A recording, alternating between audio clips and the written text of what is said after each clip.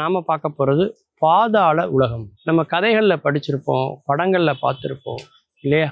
பூமிக்கு அடியில் ஒரு பெரிய பாதாள உலகம் இருக்குது அப்படின்னு நம்ம கேள்விப்பட்டிருப்போம். ஆனால் உண்மையிலே நிஜத்தில் அப்படி ஒரு பாதாள உலகம் இருக்கா அப்படின்னா அது இருக்குது அப்படிங்கிறது சமீபத்தில் நமக்கு கிடைத்த அகழ் ஆராய்ச்சி மூலமாக தெரியுதுங்க. இது எங்கே இருக்குது அப்படின்னா ரஷ்யாவில், கசகஸ்தானில், சைபீரியாவில், இந்த 3 இடங்கள்லையும் பார்த்தீங்கன்னா பாதாள உலகத்துக்கான பாதை இருப்பது போல தெரிகிறது.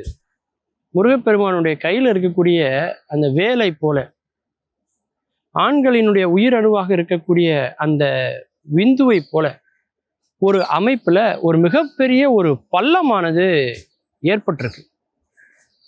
அது சாதாரண பள்ளம் தானே அப்படின்னு பார்த்தா அதனுடைய அகலம் மட்டுமே 1 கிலோமீட்டர் நீளத்துக்கு இருக்குது. அது இன்னும் பெரிதாகி கொண்டே போகிற மாதிரி இருக்குது. ஆழம்னு பார்த்தா 100 அடிக்கு அதில் ஒரு ஆழம் இருக்குது. இது எப்படி ஏற்பட்டிருக்கும் அப்படின்னு ஆராய்ச்சியாளர்கள் இது ஒரு ஆச்சரியமாக பார்க்குறாங்க. இது ஒருவேளை பாதாள உலகத்துக்கு போகிறதுக்கான பாதையாக இருக்குமோ அப்படின்னு அவங்க யோசிக்கிறாங்க. இந்த 100 அடி ஆழத்தில் அங்கேருந்து சில நுண்ணிய கிருமிகள் வெளியில் வந்திருக்கு. இந்த நுண்ணிய கிருமிகள்லாம் பல மில்லியன் ஆண்டுகளுக்கு முன்பு இந்த பூமியில் தோன்றியது. அது அப்படி அங்கேருந்து வரக்கூடிய அந்த நுண்ணிய கிருமிகள் இப்போ அந்த பகுதியில் இருக்கக்கூடிய துருவ மான்களை தாக்கி ஆயிரக்கணக்கான துருவ மான்கள் ரஷ்யாலையும், சைபீரியாலையும், கஜகஸ்தான்லையும் சமீபத்தில் இறந்து போன காட்சிகளை நீங்கள் செய்தித்தாளில் படிச்சிருக்கலாம்.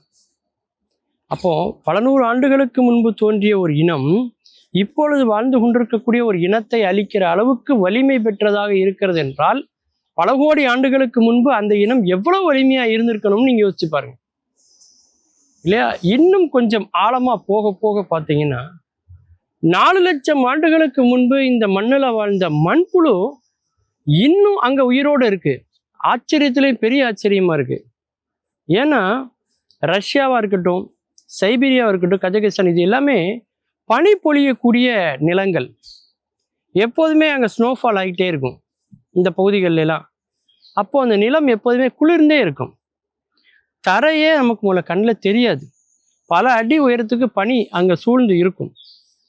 இன்னைக்கு ஏற்பட்டிருக்கக்கூடிய கிளைமேட்டிக் சேஞ்சஸ் மூலமாக, காலநிலை மாற்றத்தால் அந்த பனிகள்லாம் கொஞ்சம் கொஞ்சமாக உருகி தரை தெரிந்து தரைக்கு அடியில் இன்னைக்கு ஒரு பெரிய பள்ளமே தெரிகிற அளவுக்கு இன்னைக்கு அந்த சூழ்நிலையை அங்கே நிலவரதை நம்ம பார்க்குறோம்.